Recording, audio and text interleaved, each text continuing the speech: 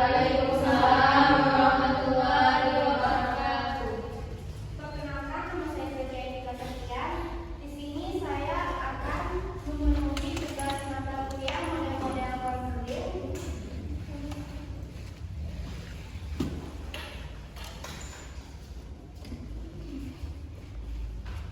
Di sini saya akan menjelaskan 3 teori dalam konseling. Yang pertama ada teori behavioral, yang kedua ada teori psychoanalysis teori, yang ketiga konseling umum. Sebelum kita masuk ke materi, lebih baik kita mengenal biografi para ahli, yaitu biografi Ivan Pavlov 1849 sampai 1936 adalah seorang fisiolog dan ahli psikologi Rusia yang dikenal karena karyanya dalam bidang psikologi perilaku, khususnya teori kondisioning klasik.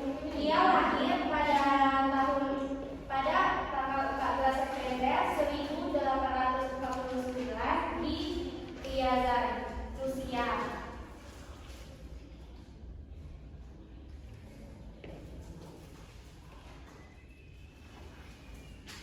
Dari keluarga seorang pendeta Ortodoks, Pavlov awalnya berencana menjadi seseorang pendeta seperti ayahnya. Namun, setelah membaca karya Charles Darwin dan buku lain tentang ilmu pengetahuan, ia memutuskan untuk beralih ke bidang ilmu pengetahuan alam. Langsung saja kita masuk ke teori behavioral. Teori behavioral adalah teori yang mempelajari tentang tingkah laku manusia. Dalam teori behavioral, manusia dipandang sebagai makhluk hereditas yang netral, terlahir tidak baik dan tidak buruk. Dalam pandangan Islam, manusia memiliki fitrah yang dimilikinya sejak lahir, berupa potensi cenderung pada agama Allah, cenderung pada ketauhidan, dan cenderung pada hal-hal yang positif.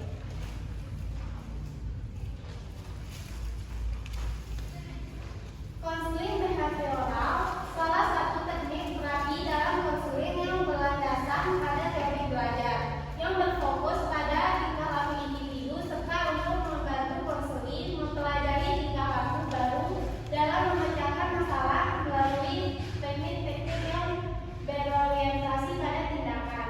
Dalam proses konseling ini, pendekatan behavioral merupakan suatu proses di mana konselor membantu konseli untuk belajar memecahkan masalah interpersonal, emosional, dan keputusan tertentu yang bertujuan ada perubahan perilaku pada konseli, pemecahan masalah, dan kesulitannya dengan keterlibatan penuh dari konselor.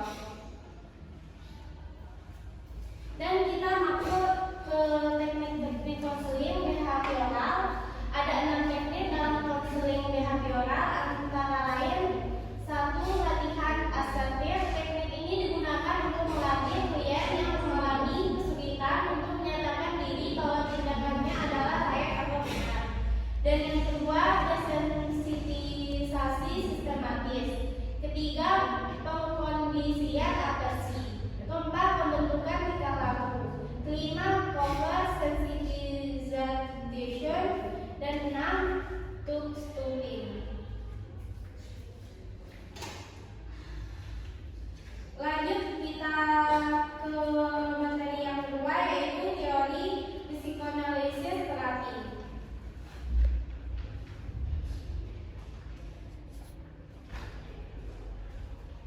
Kita mengenal kepada ahli psikoanalisis terapi yaitu Carl Rogers, lahir pada tanggal 8 Januari 1902 di Oak Park, Illinois, dan dia meninggal 4 Februari 1987 di California.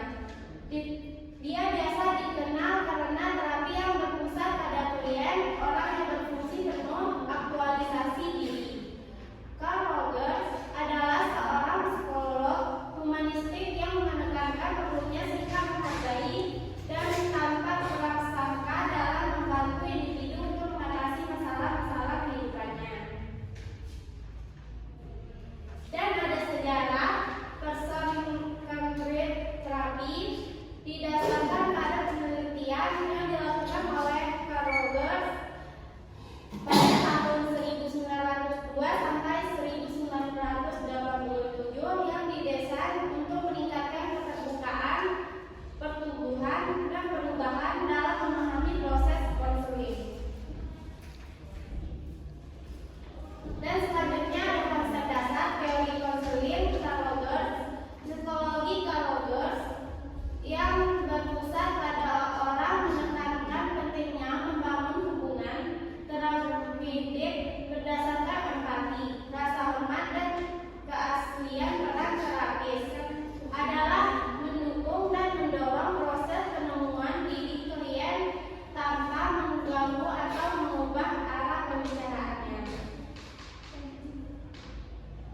Dan ada juga peran utama terapi dalam kerangka teori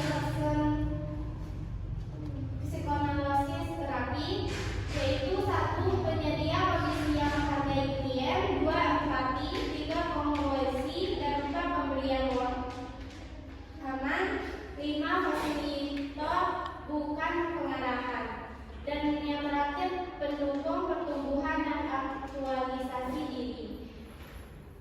Dengan menjalankan peran-peran ini, terapis dalam person terapi membantu klien mengembangkan pemahaman yang lebih baik tentang diri mereka sendiri, meningkatkan kesejahteraan emosional, dan mencapai pertumbuhan pribadi yang mendalam.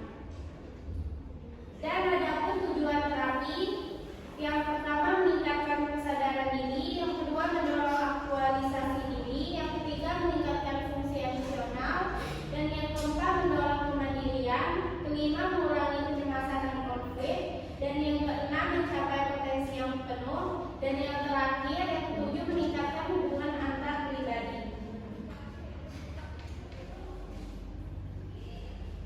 Dan ada pun teknik dalam terapi. 1. Mendengarkan aktif, dan 2. Refleksi perasaan, dan 3. Clarification, dan 4. Mengarahkan, dan 5. Menciptakan lingkungan yang aman dan mendukung, dan yang ke-6 penggunaan silensis.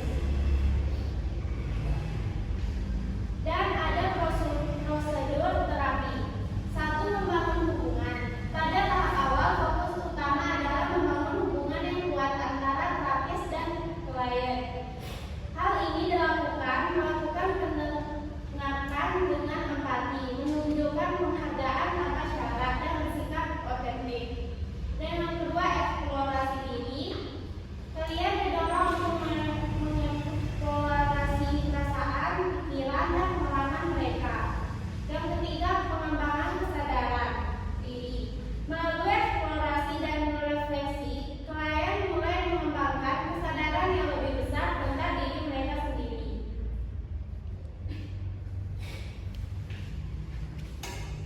Dan yang terakhir, kita masuk kepada teori konseling ego, Erik Erikson. Sebelum kita masuk ke teori membahas teori biografi Erik Erikson, lebih baik kita mengenal biografinya. Erik Erikson lahir pada tanggal 15 Juni 1902 dan Erik Erikson meninggal 12 Mei 1994. Dikenal atas 8 tahap perkembangan manusia. Baiklah, kita akan mengenal penemuh konseling ego, yaitu Erik Erikson, dilahirkan di Frankfurt, Jerman pada tanggal 15 Juni 1902.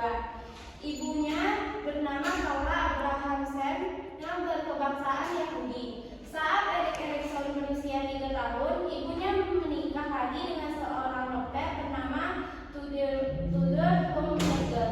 Kemudian mereka pindah ke daerah Karlsruhe di Jerman Selatan. Pada 1911, Erik secara resmi diadopsi ayah tirinya. Namun Erik Erikson dipakai pada tahun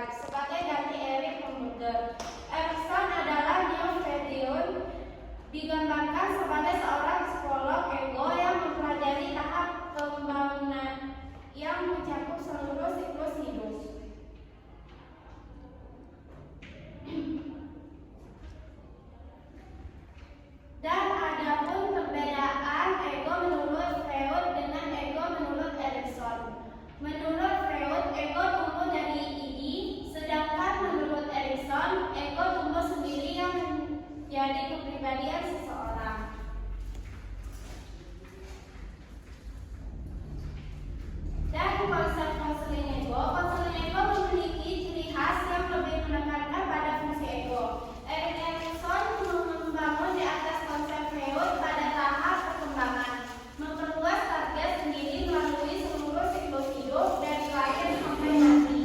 Salah satu kontribusi besar Erikson adalah menekankan interaksi individu dengan lingkungan sosial dalam membentuk kepribadian. Ego telah berakar dalam organisasi sosial. Erikson menjelaskan bahwa ego itu memiliki kreativitas dalam menyesuaikan diri dengan lingkungannya. Tidak hanya ditentukan oleh faktor internal yang berasal dari dalam diri individu, tetapi juga ditentukan oleh faktor sosial dan budaya tempat individu itu berada. Dan ada ciri khas di psikologi ego menurut Erik Erikson. Yang pertama, Erikson menekankan kesadaran individu untuk menyesuaikan diri dengan pengaruh sosial pusat. Perhatian psikologi ego adalah kemasakan ego yang sehat-sehat. Dan dua, Erikson mengemukakan bahwa fungsi ego dalam pemecahan masalah, persepsi identitas ego, dan dasar kepercayaan bebas dari ini membangun sistem kerja sendiri yang terlepas dari sistem kerja ini. Dan yang terakhir, Erikson menganggap ego sebagai sumber kesadaran diri seseorang. Selama menyesuaikan diri dengan realita, ego mengembangkan perasaan yang berkelanjutan pada diri dengan masa lalu dan masa yang akan datang. Fungsi ego dibagi tiga, yaitu satu, fungsi dorongan ekonomis. Ego berfungsi untuk menyalurkan dengan cara mewujudkan dalam bentuk tingkah laku secara baik, yaitu yang baik dan dapat diterima oleh lingkungan.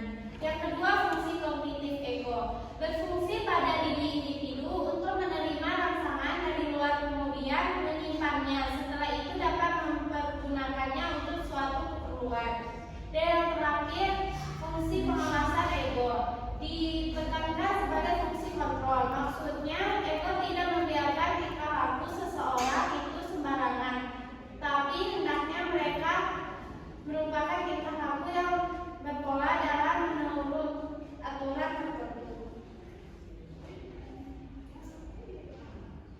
Dan yang terakhir, ada asumsi Erik Erikson terhadap manusia.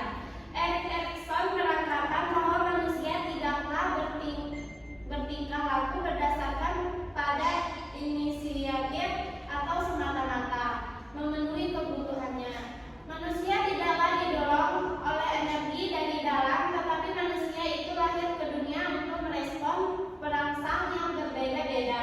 Misalnya, individu dalam kehidupannya perlu menyesuaikan diri dengan keadaan lingkungannya, perlu melakukan sesuatu untuk keperluan orang lain di sekitarnya, dan lain-lain. Dari asumsi tersebut, maka Erikson memberikan pemahaman mengenai konseling ego, di mana lebih menekankan peranan ego dalam kehidupan seseorang. Ego lah yang mengembangkan segala sesuatunya, misalnya kemampuan individu, keadaan dirinya, penyaluran minatnya, hubungan sosialnya, dan sebagainya. Dan yang terakhir, ada perkembangan teori psikososial. Erikson mulai mengembangkan teorinya sendiri yang mencakup dimensi sosial dan budaya, serta memberikan perhatian yang lebih pada seluruh rentang hidup seseorang, tidak hanya pada masa kanak-kanak. Dia memperkenalkan konsep krisis psikososial, di mana setiap tahap kehidupan ditandai oleh tantangan tertentu yang harus dihadapi individu. Baiklah, itulah yang dapat saya presentasikan di sini. Apakah ada yang belum paham dan apa ada yang ingin bertanya? Ya, kepada saudari Wadia. Bagaimana peran ego dalam membentuk identitas dan harga diri seseorang? Baiklah. Bagaimana peran ego dalam membentuk identitas dan harga diri seseorang? Ego memainkan peran yang sangat penting dalam membentuk